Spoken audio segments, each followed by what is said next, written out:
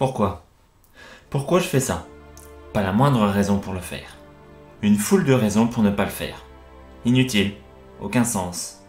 Pourtant je l'ai fait. Gamin, j'ai suivi une éducation catholique jusqu'au bout. Baptême, petite et grande communion, confirmation. Pourtant est-ce que j'y crois? Ça faisait des belles histoires, des paraboles, des mythes. Pour être tout à fait pragmatique, c'était une occasion de réunir la famille autour d'un bon repas et de recevoir des cadeaux. Par la suite, peut-être sous l'influence diabolique de la musique, je me suis détourné du droit chemin.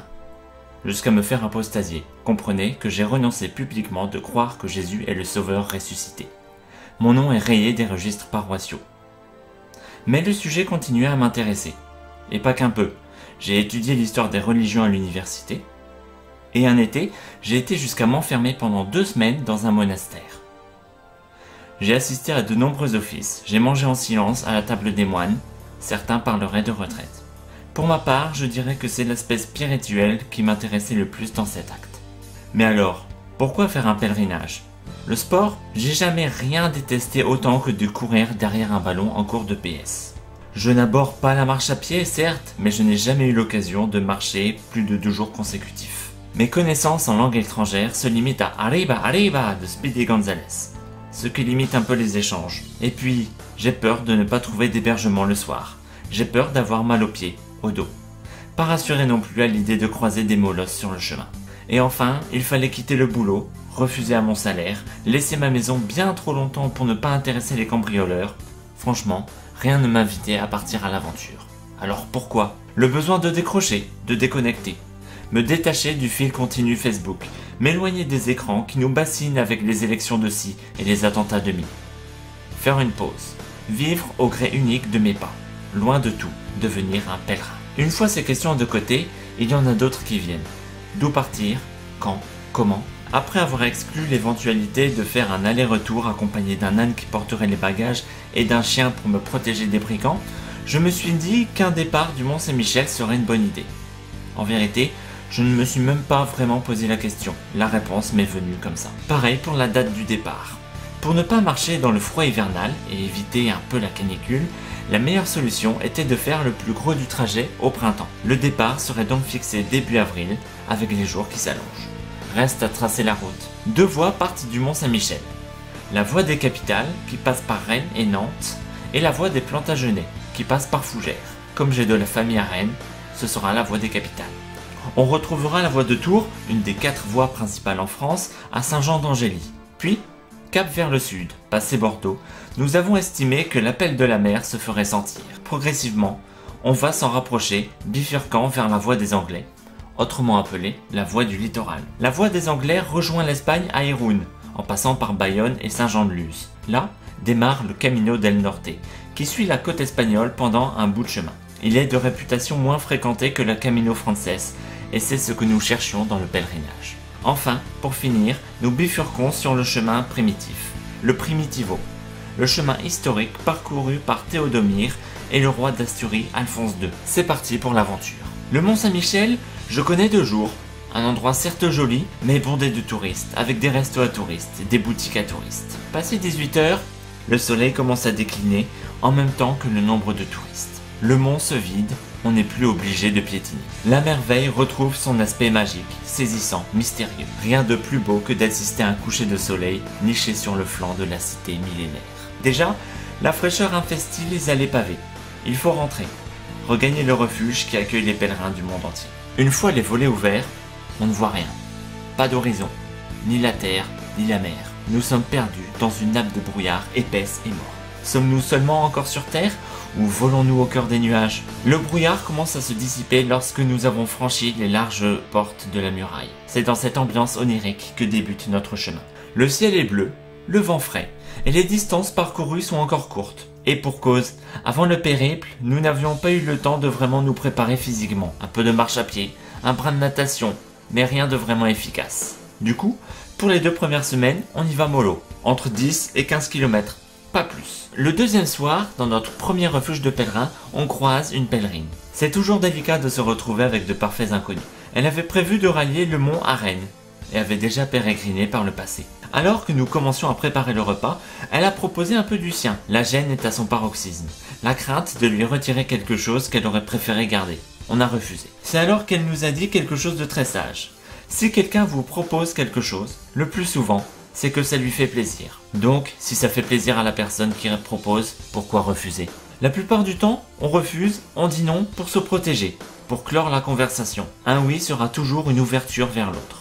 Mais dans nos sociétés, principalement urbaines, le non sortira en premier, ce qui est logique en raison de toutes les sollicitations dont il faut se protéger. On n'a pas plus partagé notre repas, mais cette phrase, cette pensée nous a fait réfléchir. Ce n'est que du bon sens. Pourquoi refuser de l'aide? Après, on peut un peu se faire avoir à trop accepter la gentillesse des gens. Je me rappelle qu'une fois, alors que nous avions déjà acheté trop de nourriture à porter, dont des pommes alors que nous en avions déjà, un passant nous offre généreusement d'autres pommes. Nous nous sommes retrouvés alors avec une dizaine de pommes dans les sacs. Le lendemain, la grisaille ne nous invite pas à quitter le refuge, mais il n'y a pas le choix. Alors que nous nous arrêtions au bord du chemin, pour casser la croûte, un chien de ferme est venu à notre rencontre par l'odeur alléchée. Quoi de plus normal? Mais au moment de repartir, voilà que le chien commence à nous suivre. Et pas qu'un peu. Il nous guide même, nous devançant et vérifiant si on emprunte bien le bon chemin. Nous parcourons ainsi 10 km en sa compagnie jusqu'à l'arrivée. Une fois à bon port, il repart avec dans les yeux la fierté du travail accompli. Sans doute avait-il déjà accompagné d'autres pèlerins. Voilà une rencontre qui nous aura marqué et qui sera suivie très vite de notre hôte du soir, Alain. Un personnage aussi sympathique que haut en couleur, qui pratique la jardinothérapie et multiplie les expériences littéraires, philosophiques, botaniques, anime moult rencontres, cafés, cheminées de l'amitié et j'en passe. On s'est couché quelque peu saoulé de paroles et de bon vin, tant il était intarissable. C'est une rencontre qu'on a faite et qui nous a donné le sourire au moment de repartir. Le soleil nous accompagne, on s'engage sur le chemin de halage jusqu'à Rennes, où on voit pour une dernière fois la famille. Cap vers le sud, Nantes qu'on atteint une grosse semaine plus tard. On est accueilli par un ancien pèlerin qui est tombé amoureux du chemin. Et amoureux, c'est le mot juste. Il préparait déjà son 4e pèlerinage, il avait choisi de partir d'Aix-la-Chapelle cette fois-ci, et entre-temps, il est devenu président de l'association des Amis de Saint-Jacques-de-Compostelle de Loire-Atlantique, et il accueille, à l'occasion, des pèlerins chez lui. Il s'agit là de quelque chose qui se fait beaucoup dans le petit monde des pèlerins. Ouvrir sa porte pour accueillir les gens venus de plus ou moins loin. L'occasion de se rencontrer autour d'un repas, d'échanger sur ses expériences. Voilà qui donne l'impression d'avoir trouvé le fameux esprit du chemin. On pourrait parler indéfiniment des paysages traversés, de la nature modelée par l'homme ou encore sauvage, du plaisir de marcher, mais je crois maintenant que ce sont les rencontres qui font vraiment le chemin. Un paysage, c'est une carte postale.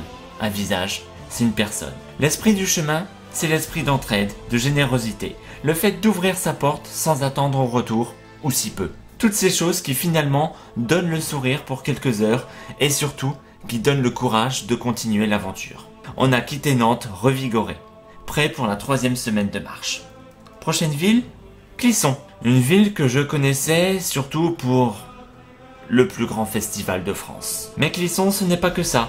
La ville est aussi particulièrement riche d'un point de vue patrimonial, en raison de sa position dans la marche de la Bretagne. C'est une ville à visiter que je vous recommande. Mais déjà, il faut partir. Ultreya, se disait pèlerin pour se donner courage. Alors, Ultreya. Ces réflexions nous mènent à Saint-Jean-d'Angély, en plein sur la voie de Tours. Mais, à part quelques marcheurs isolés, on ne croise pas énormément de monde de plus. Arrivé à la Gironde, on prend le bateau pour arriver très vite jusqu'à Bordeaux. Avant d'arriver dans la cité, on dort dans un accueil pèlerin avec nos premiers compagnons internationaux. Un Belge, un Malouin, qui faisaient la route ensemble, et un Hongrois, obligé de rester sur place à cause d'une vilaine entorse. L'occasion de goûter aux spécialités de chacun. Soupe déshydratée pour les uns, pâte sauce schmilblick et de bien rire autour d'un bon vin. La cuvée du pèlerin, s'il vous plaît. De quoi ranimer l'esprit du chemin encore une fois. Le souci quand on est pèlerin, c'est qu'on est toujours de passage. À peine le temps de faire quelques pas dans une ville, il faut vite s'en aller pour continuer la route. Nous avons raté nombre de monuments. Ça avait été le cas à Bordeaux. À peine le temps d'admirer les façades magnifiques, il fallait déjà partir. Après, je ne me plains pas, on a pu admirer d'autres monuments, comme l'abbaye de Maillezais ou celle de Nieul-sur-Lotise, qui m'ont toutes deux laissé un des plus beaux souvenirs. Mais malheureusement, on ne peut pas tout faire et le chemin nous appelle. La chaleur commence à se faire sentir au point qu'il est impossible de se décider à avancer passer l'heure de midi. Il faut trouver une solution. Lever à 5 h du matin, départ à 6 pour arriver à à midi à destination. Trop dur? Pas forcément, pas plus que de subir la chaleur des Landes. Le pèlerinage, c'est ça aussi. Un lent et progressif décalage du temps. Nos semaines n'étaient plus rythmées par les pauses du dimanche. Nous n'envisagions des pauses qu'au moment où nous passions dans de grandes villes. Le choix s'est fait quand nous avons réalisé que s'arrêter 2 jours dans un bled de 50 âmes était plus déprimant que reposant. Mieux valait continuer et s'arrêter dans une grande ville que l'on pourrait visiter. Ainsi, les jours de la semaine n'avaient déjà plus grand sens pour nous deux. Il restait à déconstruire les horaires de journée. Après 3 heures de marche, un deuxième petit déjeuner s'impose. Puis le repas de midi, la journée était finie déjà. Il ne restait à faire qu'une longue sieste en attendant qu'on puisse entrer dans notre hébergement du soir. Dans le sud de la France, on a un peu plus profité des campings. Piscine, jacuzzi, rien de trop beau après une dure journée de marche. Ça a été l'occasion de croiser une nouvelle pèlerine qui nous suivait depuis un petit moment. Dans nombre de nos étapes, nous laissions notre trace, petit mot dans un livre d'or ou paquet de pâtes pour les pèlerins qui nous suivraient. Cette personne avait repéré nos noms et ce fut très amusant pour elle, comme pour nous, de nous rencontrer. Mais voilà que déjà, nous arrivons à la frontière espagnole. Les Landes passées, on arrive aux Pyrénées-Atlantiques, au cœur du Pays Basque. L'occasion de voir quelques terrains de pelote basque, mais il faut avancer et passer la frontière.